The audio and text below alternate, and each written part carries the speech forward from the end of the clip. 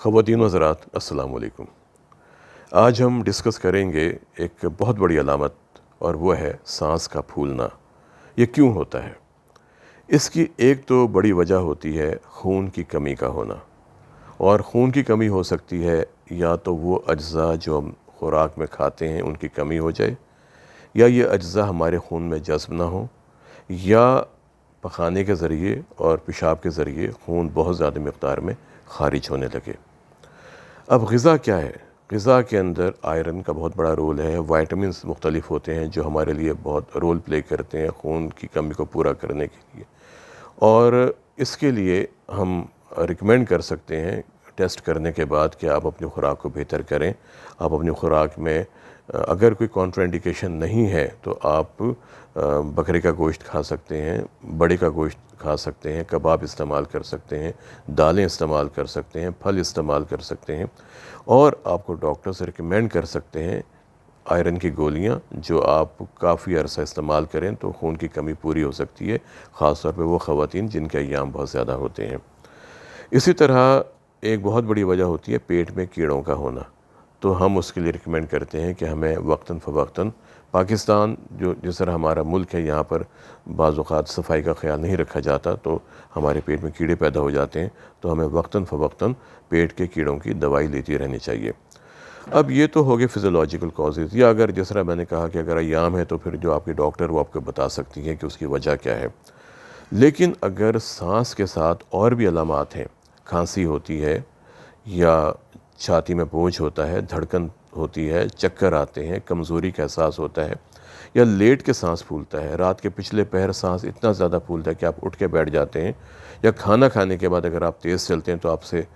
سانس لینے میں تکلیف محسوس ہوتی ہے، تو یہ وہ چیزیں ہیں کہ جس پر ہمیں ڈسکس کرنا چاہیے لازمی ڈاکٹرز کے پاس جا کے۔ اور پھر اس کی وجوہات ہوتی ہیں، دل کی وجوہات بھی ہو سکتی ہیں، پھیپھڑوں کی وجوہات بھی ہو سکتی ہیں۔ دل کے اندر جس طرح ہم نے آپ کو ہمیشہ بتایا کہ انجائنا، ہارٹ اٹیک یا ہارٹ فیلئر کی، یا دل کے ویلوز کی اگر تنگی ہو جائے تو اس میں شروع کی علامات ہمیشہ سانس کا پھولنا ہوتا ہے، اور بہت پہلے شروع ہو جاتا ہے۔ جب کبھی سانس لینے میں دشواری محسوس ہو، کھانا کھانے کے بعد تیز چلنے سے، یا سیڑھیاں چڑھنے سے، یا پہاڑ پر چڑھائی کے دوران، اور کافی دیر تک سانس پھولا رہے اور آپ سے بات نہ کی جائے،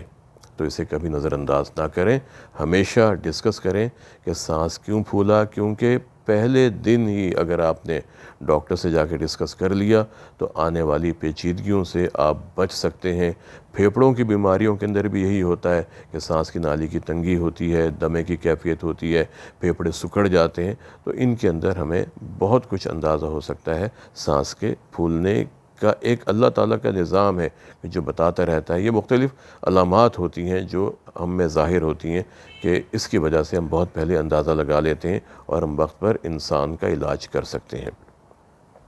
اب ایک امپورٹنٹ بات یہ ہے کہ اگر رات کو سوتے میں سانس پھولے گھبراہٹ کے ساتھ، اور اس کے بعد اگر کھانسی شروع ہو جائے اور سانس اتنا زیادہ پھولے کہ پھر آپ چلنے لگیں، تو یہ ایک وجہ ہو سکتی ہے پھیپھڑوں میں پانی آنے کی،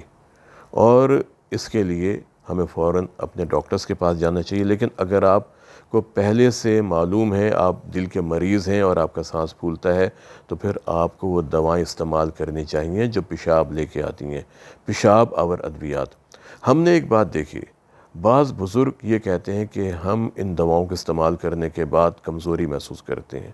ہمارے پٹھوں میں کھچاؤ محسوس ہوتا ہے، پٹھوں میں اکڑاؤ آ جاتا ہے، کریمپس آ جاتے ہیں، تمام چیزیں ہوتی ہیں، یہ آپ اپنے ڈاکٹر سے ڈسکس کریں۔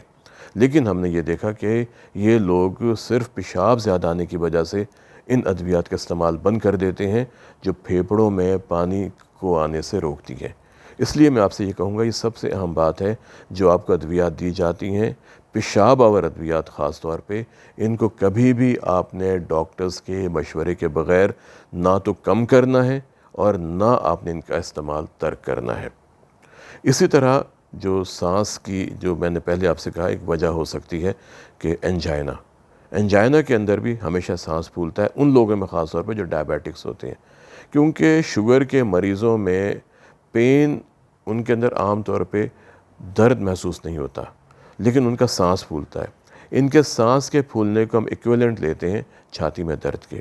اگر شوگر کے مریض میں سانس بہت زیادہ پھولتا ہے تو آپ کو جا کے ڈسکس کرنا چاہیے کہ کہیں یہ خدا نخواستہ دل کی وجہ سے تو نہیں ہے،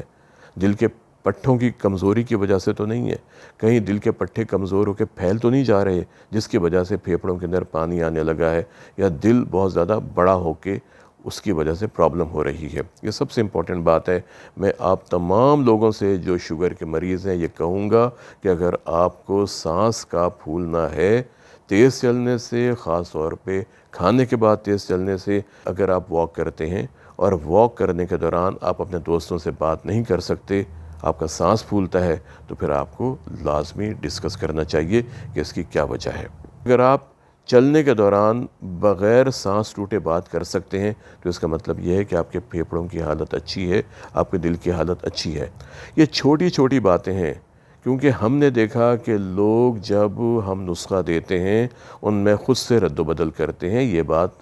ان کے لیے نقصان دہ ہوتی ہے۔ آج کے لیے اتنا ہی، اگلے کسی پروگرام میں کسی اور موضوع پر آپ سے انشاءاللہ بات ہوگی۔ اجازت دیجیے، السلام علیکم۔